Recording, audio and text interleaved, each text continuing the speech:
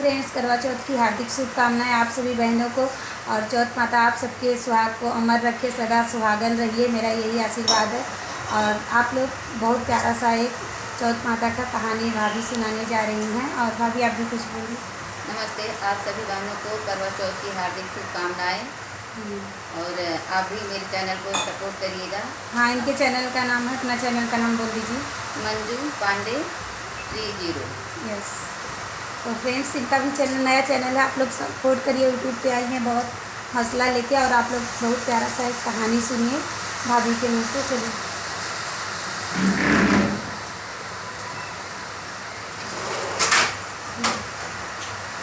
एक साहूकार था, उसके 7 बेटे थे और एक बेटी थी। वह सातों भाइयों की प्यारी बहन थी। एक साथ में ही बैठकर खाना खाते थे। एक दिन कार्तिक की चौथ आई तो उसकी बहन ने करवा चौथ का व्रत रखा। सारे भाई भोजन करने आए और अपनी बहन से बोले, आ बहन, तू भी खाना खा ले।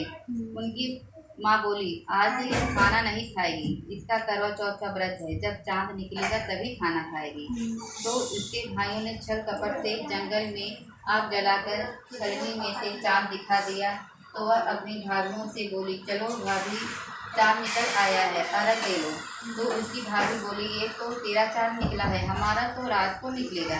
यह सुनकर भाइयों के कहने से उसने चांद को अर्घ दे दिया और खाने बैठ गई। पहला टुकड़ा तोड़ा, बाल निकला। दूसरा टुकड़ा तोड़ा, छींक मारी। तीसरा टुकड़ा तोड़ा तो राजा के घर में से बुलावा आ गया कि राजा का लड़का बीमार है, जल्दी भेजो।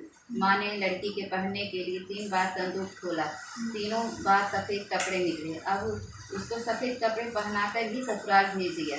और माँ ने लड़की के पल्ले में से एक सोने का सिक्का बात कर दिया और बोली, रास्ते में जो भी मिले उसके पैर छूते जाना, जो तुझे सुहाग की आशीष दे उसे सोने का सिक्का दे देना और पल्ले की गांठ लगा लेना।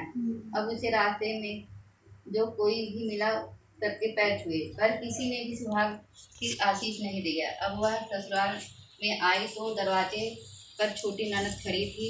वह उसके पैर पड़ी तो ननद बोली, सेली हो, सपूती हो, 7 बेटों की माँ हो, मेरे भाई का सुख दे। अब उसने सोने का सिक्का ननद को देकर पल्ले की गांठ मार ली। उसके बाद वह अंदर आई, आकर देखा कि उसका पति मरा पड़ा है। अब वह उसे लेकर एक कोठरी में बैठी रही। 1 साल तक उसकी सेवा की। उसकी सास बांधे के हाथ बची खुची रोटी भेज देती। इस प्रकार उसने अपने पति की सेवा करते करते 1 साल हो गया। करवा चौथ का व्रत आया। सारी पड़ोसन ने नहा धोकर करवा चौथ का व्रत रखा। सबने सिर धोकर हाथों में मेहंदी लगाई, चूड़ियाँ पहनी। वह सब देखती रही। एक पड़ोसन बोली, तू भी करवा चौथ का व्रत कर ले। तब वह बोली, मैं कैसे करूँ?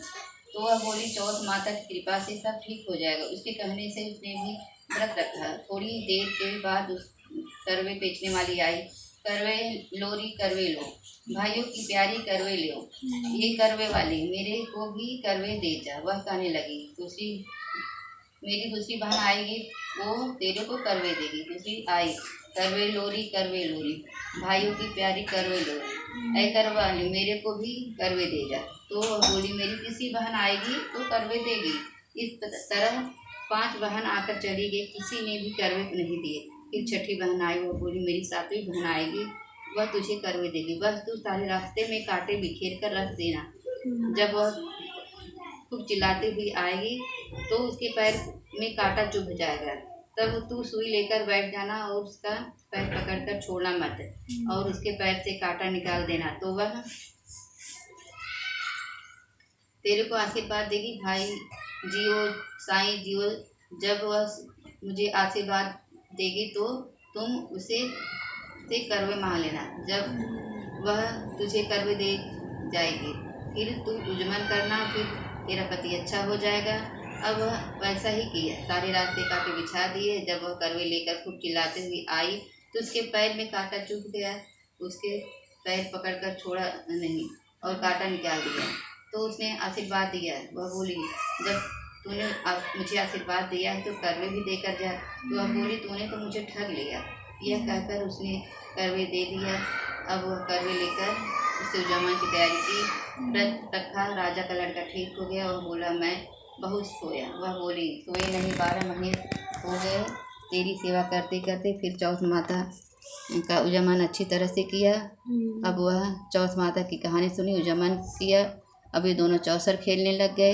इतने में बांदी तेल की पली का गुड़ की डली लेकर आ गई और दोनों को खेलते देखकर बांदी सासू से जाकर बोली, महल में खूब रौनक है, तेरी बहू चौसर खेल रही है। इतने सुनकर सासू देखने आई। दोनों को देखकर बहुत खुश हुई। बहू ने सासू के पैर दबाए। सासू बोली, बहू सच सच बता तूने क्या किया।